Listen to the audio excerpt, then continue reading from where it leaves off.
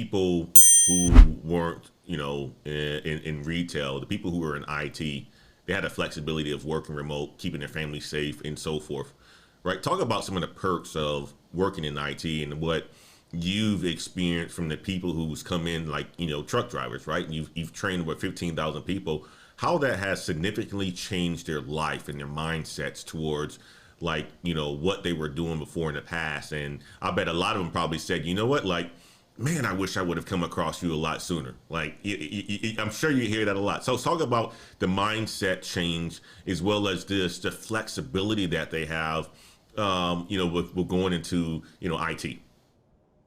So I can actually use myself as an example, right? So I'm having a home built, Mm, and with the shortages and all the crazy stuff, my house is supposed to be done in August, right? And it's probably not going to be done until December.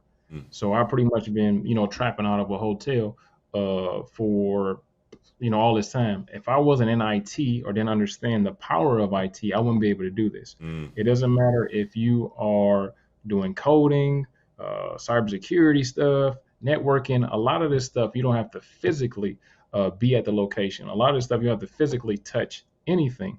And another thing, which is a good thing on one hand and maybe a bad thing for other people, is that during the pandemic, it allowed these huge corporations to get a ton of data. They know mm. exactly how many people they need, how many people they don't need. And okay, if we get a machine over here, it can do the work of 50 people, and they're gonna never ask for unemployment. Ain't gonna never ask for no days off. So it's not like too many people look at it like Terminator. It just is what it is. Things are gonna progress faster than they ever have. Mm-hmm. And I would say if you're not in tech, it may get a little scary for you moving forward. And then another thing is you don't have to um, be working in tech full time, but I would at least get some training, at least look into it because especially if you're in any kind of job that has repetitive tasks over and over and over and over and over again, especially if it's something dangerous, you're probably gonna get replaced. I was reading an article, I think it was in TechCrunch or something, that Denny's has. I think it was in California. Denny's has, and Denny's, Denny's is super cheap. Yep. You wouldn't really think for them to be one of the ones that would be at the forefront of this, but they had a bus boy. I don't want to call it a bus boy. I don't know what the technical term or the political term is, but a cleaner of the tables was a machine. You just get a damn thing, the stuff, and it cleans it off. It'll sweep up the floor and everything. And then a lot of the time, I think people are like, oh, they're angry. Oh, these machines are taking the jobs. I just think it's taking the jobs, the jobs that people don't want anyway. I love that. I love that. Hey guys, I know you. Some of you guys are in Atlanta. You be going to Waffle House, man. Your Waffle House ain't gonna have no people in it pretty soon. Nope. I remember Yeah. when I was when I was on I think when I was on Erica's thing, I was telling her about Flippy. Flippy is another thing that's a big major company. They got a bunch of investors, and it literally is about to replace people back there cooking at McDonald's and stuff like that. It'll cook the fries, it'll cook the burgers, and it'll be because McDonald's is great at expansion, Yep. not so good at quality, right?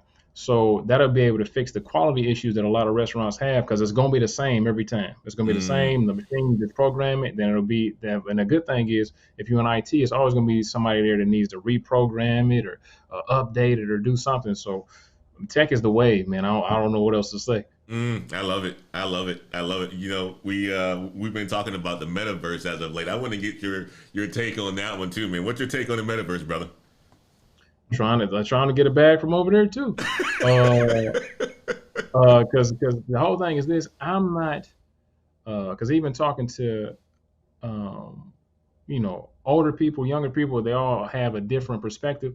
I've noticed that millennials, which I didn't know until about a year ago that I'm a millennial, but I've noticed that millennials are a little bit more adapt or aren't as sensitive to change. It's like, okay, that's what's up now. Okay, I guess that's what we're doing now. No big deal. The metaverse, I think, is um, it's gonna have its negatives. Of course, it's like anything else.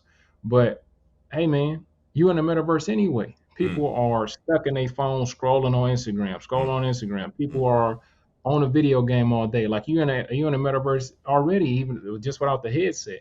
yep. But I was looking at Nike, right? Nike is looking to not necessarily the metaverse, but they'll probably have a part of that, right? So you have your little character in the metaverse, and you want your character to have Yeezys, or you want your character to have J's, or you want your character to have Balenciagas or Louis Vuitton or whatever. All of these companies are about to make that move because I think that people's character in the metaverse may be just as important as their physical appearance or more important Yeah. than their physical appearance. Now, me personally, and I'm not going to go that hard. I'm still going to want to go outside. I'm still going to want to do things. But if the metaverse is where people is at, that's where I'm going to be at as well. I might have a damn boot camp in real life and they have a boot camp in the metaverse.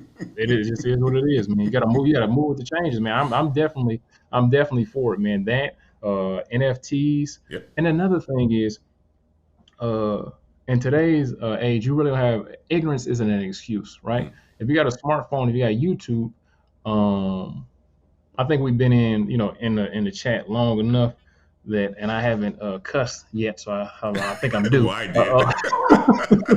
But anyway, if you yeah, I was hell about to say. I was so excited to cuss right there. I forgot what I was about to say. But anyway, what I was gonna say is with the NFTs and all these different types of things.